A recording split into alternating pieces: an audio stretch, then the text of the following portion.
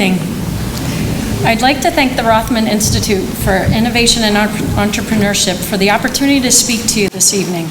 I would also like to congratulate tonight's winners on jobs well done. It warms my heart to see young people like you thinking outside of the box, because innovators make a difference and change the world in amazing ways. I was asked to explain what drew me to become an entrepreneur, and I guess you could say it's in my blood. My father's been an entrepreneur in the plastic card industry since 1967, and he always made a point of instilling his work ethic in his 5 kids. He's a bit of a tough act to follow, though, because he tells people that he works half a day, 4 to 4. And it's actually true.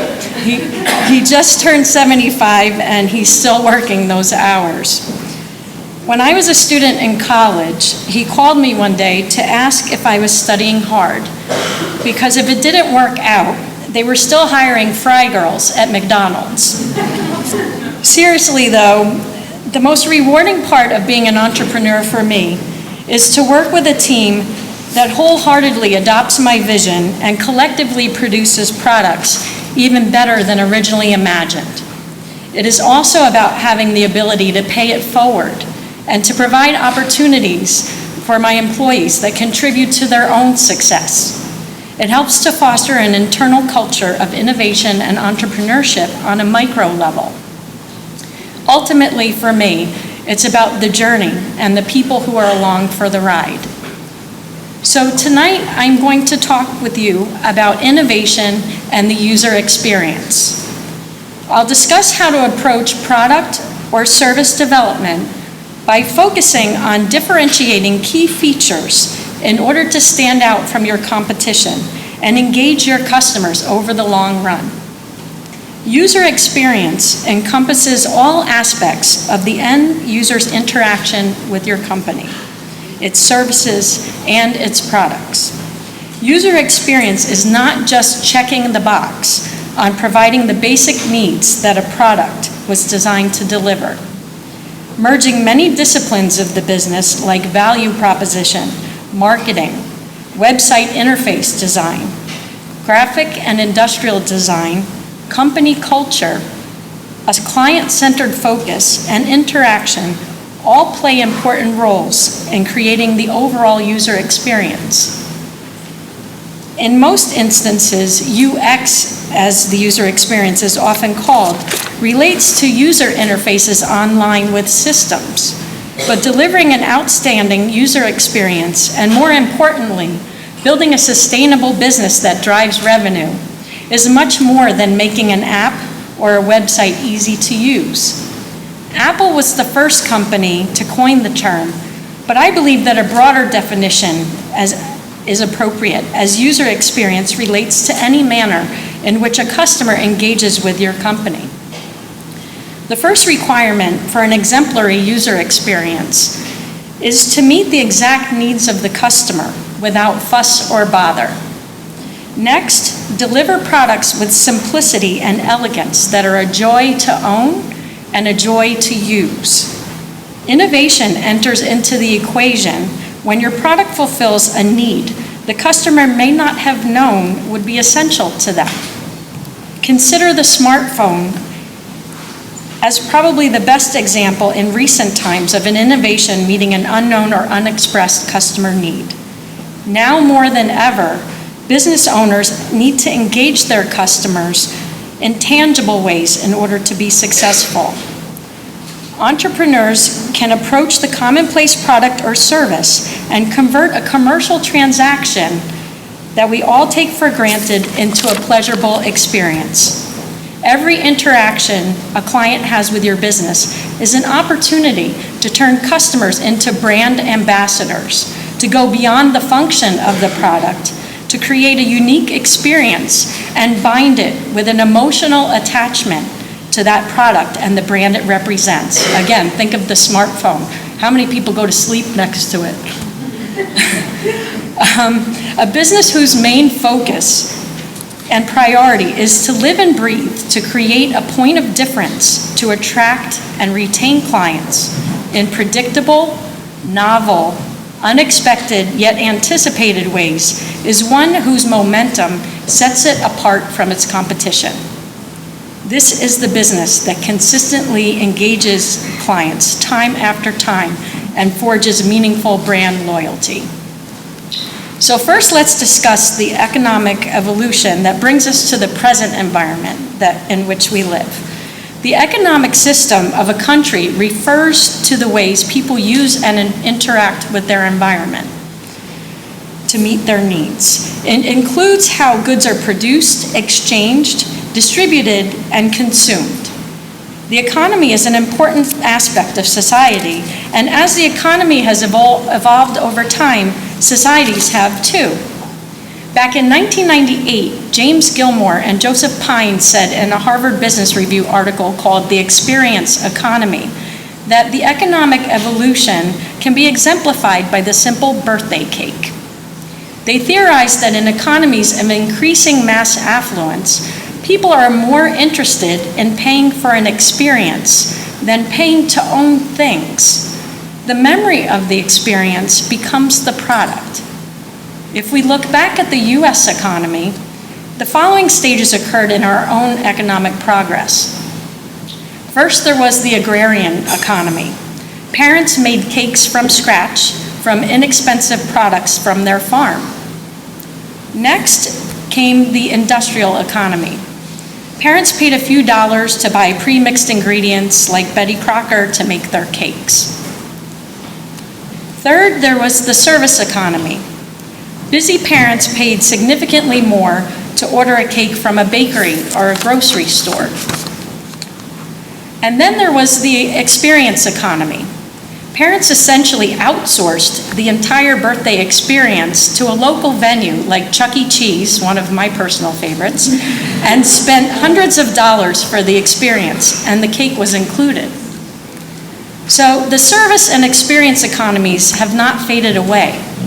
These economies still exist, but we must consider viewing them through the lens of the social economy. In the social economy, sharing and connecting with others about the experience now becomes the product. From a business perspective, we must keep the service, experience, and social economies in mind, but it is the word connecting to your end customer that is most important.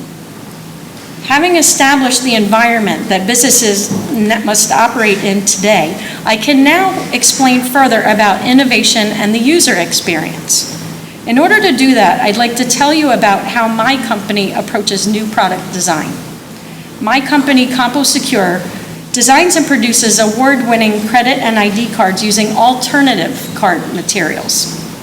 So essentially, we specialize in marrying dissimilar materials together, like metal and plastic.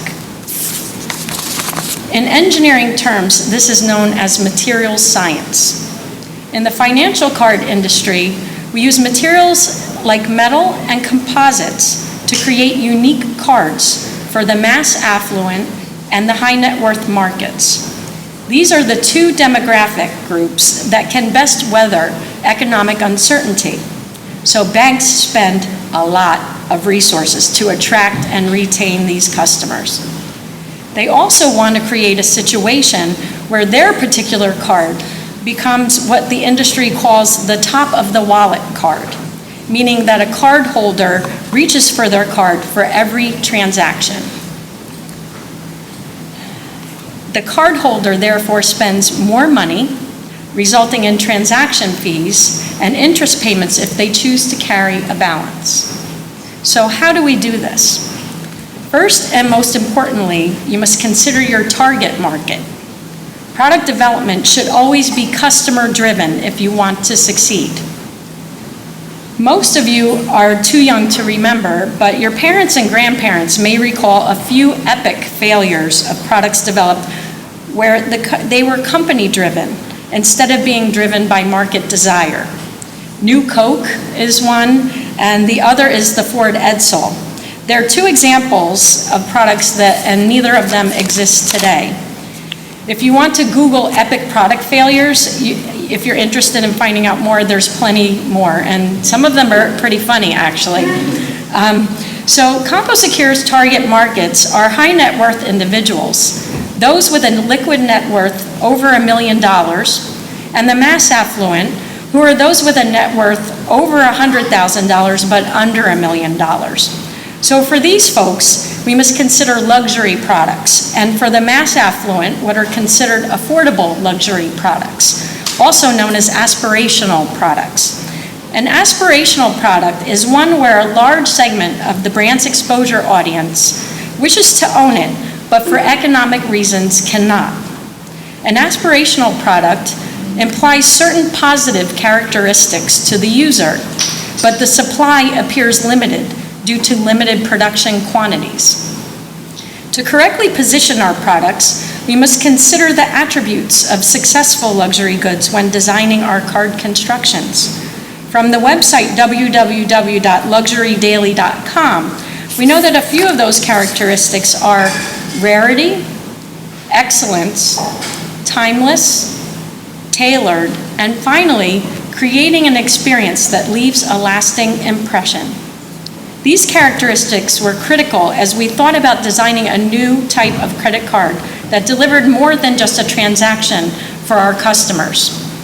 For every client, our main focus is to take specific attributes of their flat plastic card design and create a truly bespoke custom feel that elevates consumer perception of the brand, and to do so in large volumes. At this point, I'd like to ask everyone to take out their wallets and pull out the card that you use most often.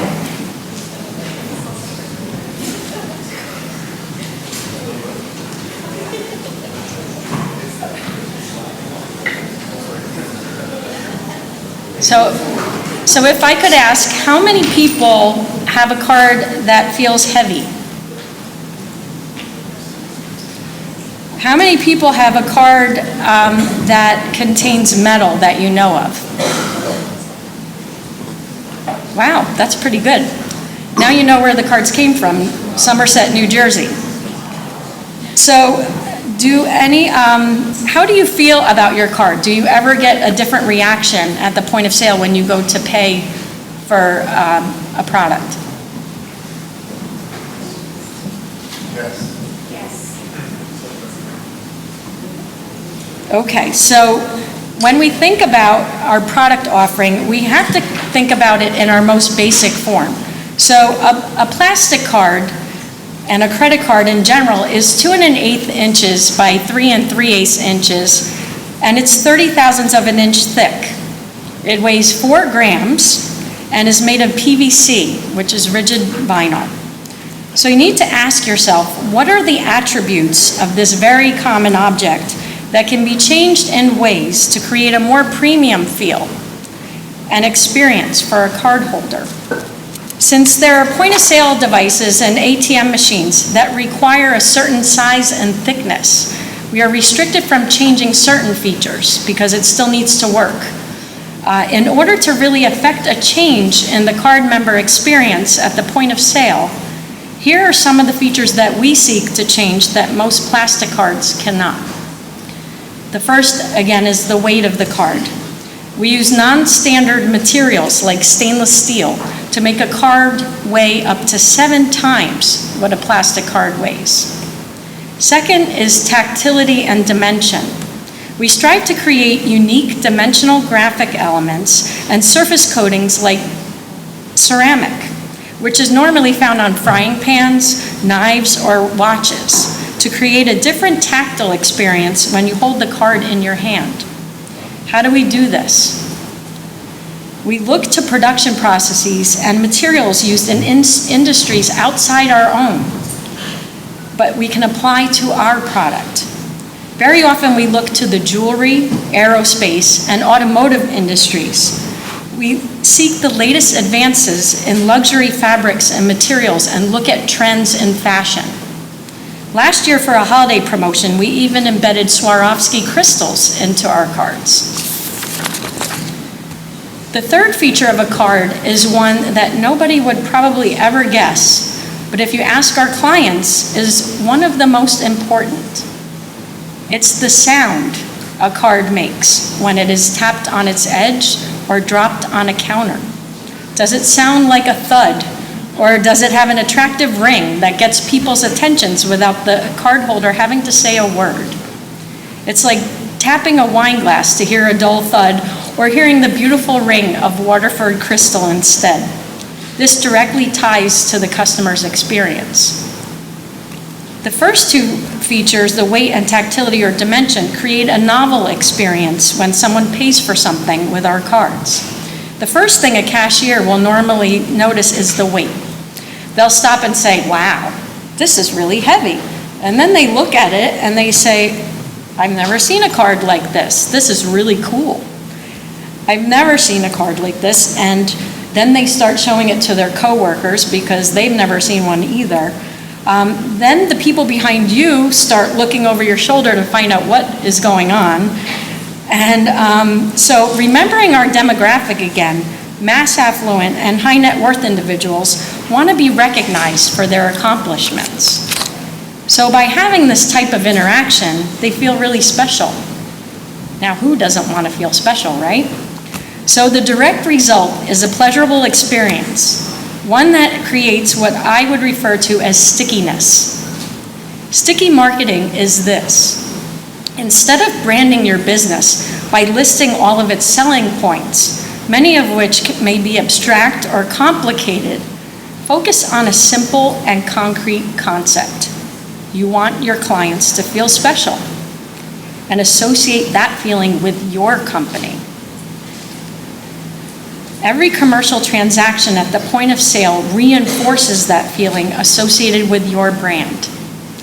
The L'Oreal tagline, "Because you're worth it," is a great example of this concept. In the case of our metal cards, economically, this equates to higher spending, that top of the wallet situation I mentioned earlier. That includes customer retention and the ability to track new clients because they're going to tell their friends and their family about it. Word of mouth marketing and the blogosphere are right in line with the social economy, isn't it? So this type of advertising is really priceless because you can't buy it. These are the reasons why we're building a second secure facility twice as large as our first, and demand is surging in both North and South America, as well as internationally. Believe it or not, especially in Asia, the Middle East, and Africa. So to recap, we must consider the fact that in growing mass affluent markets around the world, people seek more and more experiences. And in some cases, it's the experience itself that becomes the product. Consumers seek connections to their family, friends, and trusted business associations, not just through a digital medium. Please keep in mind that in the internet world we now live in, businesses still need something tangible to maintain that connection to their clients. Customer engagement and loyalty become even more important in this short attention span world we live in. How do you make that experience different in a valuable way? Repeated interactions reinforce the feeling that they connect with your business.